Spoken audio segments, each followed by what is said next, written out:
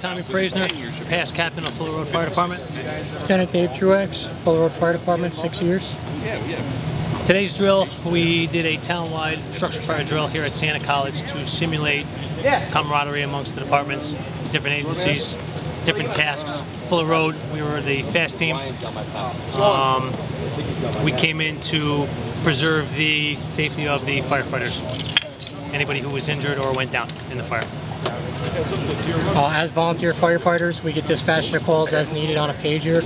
What that means for a volunteer firefighter is that you could be sitting down at dinner with your family and the pager could go off, and in the blink of an eye, you're leaving the dinner table, heading to the fire station to go to a call.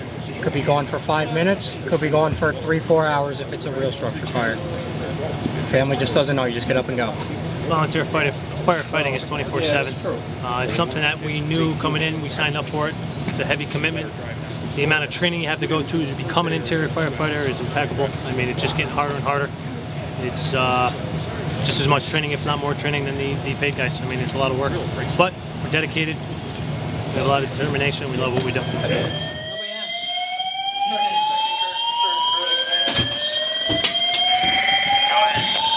here. You got the kid.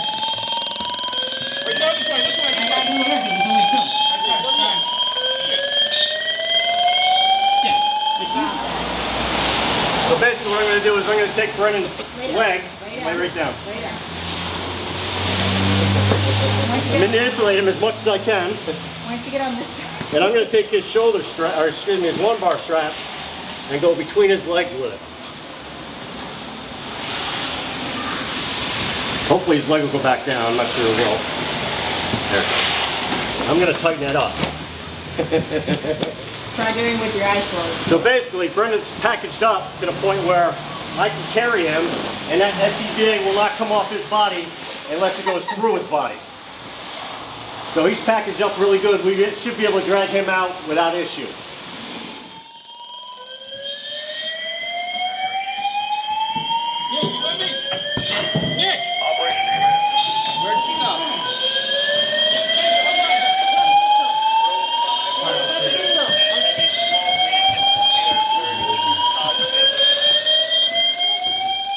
Chief, initially fire was deemed on the 4th floor, so we set up on the mezzanine below. Majority of our resources were there. More were brought inside as we set up. We had 4 at the door originally until we were deployed to the 5th floor where more fire was eventually found. My fast team, we had 4 that were deployed for the Mayday. For Truck 8, found firefighter, guided them out. The second one, which we thought was one, wasn't a confirmed Mayday. The second one, it was actually civilian, but we actually made 2 civilian grabs and one firefighter.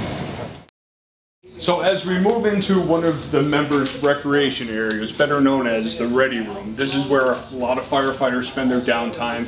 They read some papers, catch up, socialize, and talk. So one of the things that you see behind me is one of that part of the pride and tradition within the fire service. You have trophies dating back from the 1930s all the way up to today, 2015. These trophies were won from various parades, competitions, softball tournaments, and also drill team competitions.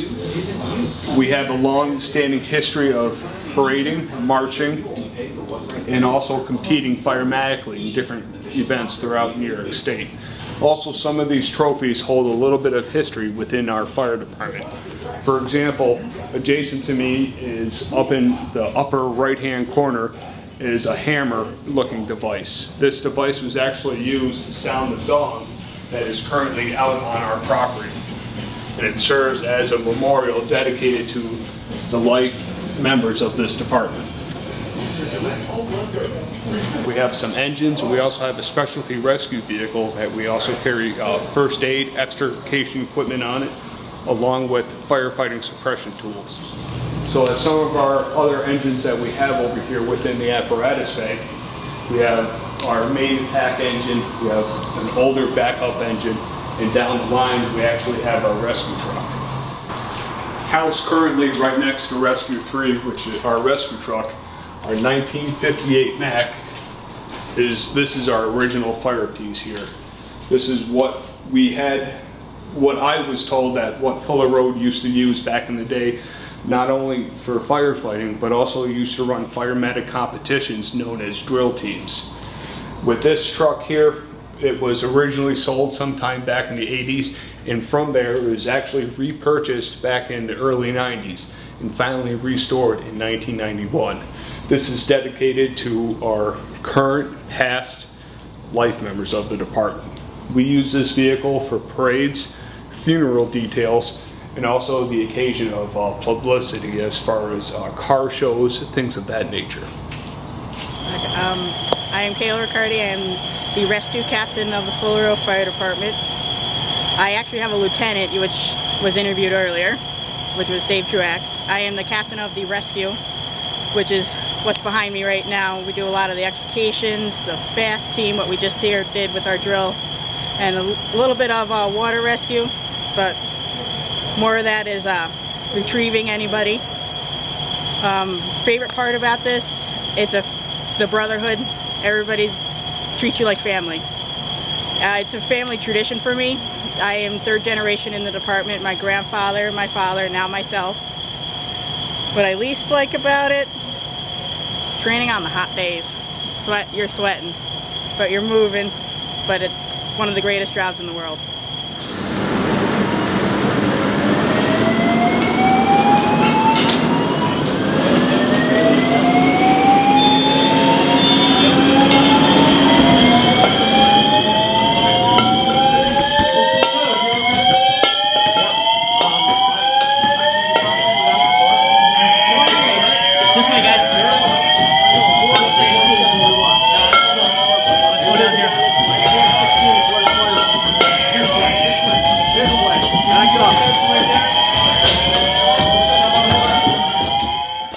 So my grandfather and father grandfather started, and then my father, when he turned 18, joined, and I joined after I graduated college.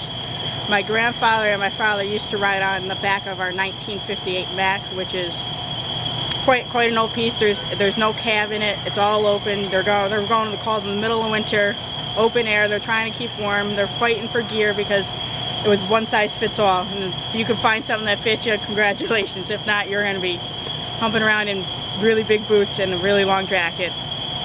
There are stories that the calls they went on to, calls that they're there for 12 hours, and to the simple little rescue calls, it really hooked me to join the fire department. Now what you want to do, well, you want to make sure that you keep both your hands on that lumbar. One thing you don't want to let go. But with your hand that they're going to put you over onto your right side. They're going to get that other lumbar strap. Weight is a good support. Good job, Brandon. And then just tighten that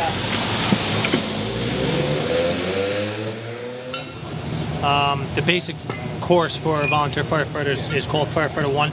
It's a town-wide training.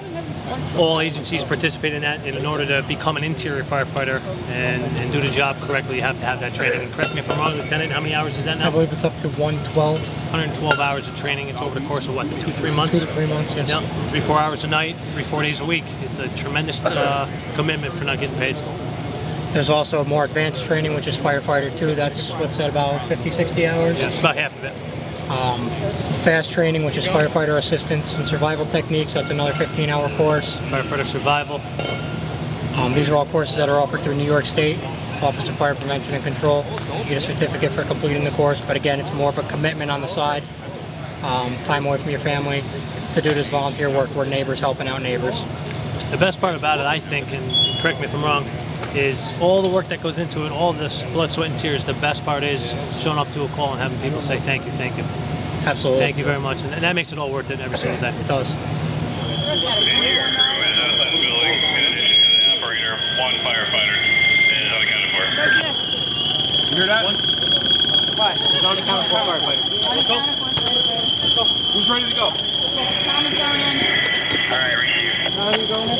John's going in. Portable rescue 3 and firefighter 3.